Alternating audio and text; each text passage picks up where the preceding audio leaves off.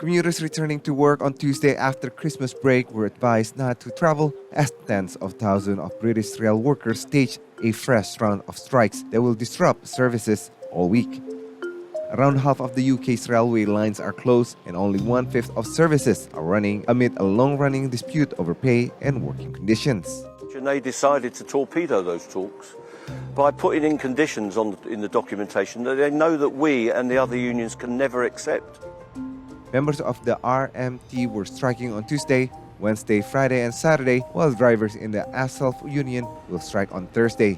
Many places, including most of Scotland and Wales, have no train services. Transport Secretary Mark Harper has renewed his call to the RMT union members to stop the strikes. I think in the new year, it's time for the RMT to get off the picket line, back round the negotiating table, and ministers will do what we can to facilitate them coming to a deal with the employer.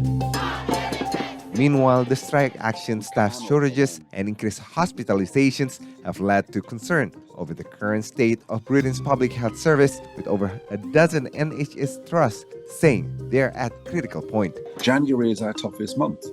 The idea that we can then take 2 days of nurses' strikes, 2 days of ambulance staff strike, on top of all of this, without there being major implications for patients, well, it's a fantasy. There will be more harm, there will be more risk.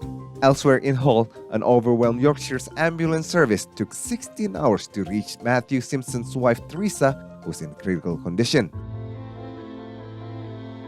It wasn't 45 minutes I had to wait, and they only came the second time because I rang them. I had to ring them back saying that my wife was lifeless. 100%, I believe that if they got to my wife within the 6 hours, say from 3 till 9 o'clock, my wife would still be here now. I'm 100% that she would still be here today. The crisis engulfing the NHS is being blamed on government inaction by opposition parties, with the Liberal Democrats calling the Parliament to be recalled to discuss the situation. Day by day, hour by hour, this situation is getting much, much worse. There is no time to be lost, and that's why I think Parliament needs to be recalled and a national critical incident to be declared. Furthermore, according to a statement from the Department of Health and Social Care, the NHS will receive £14.1 billion in additional funding over the next 2 years.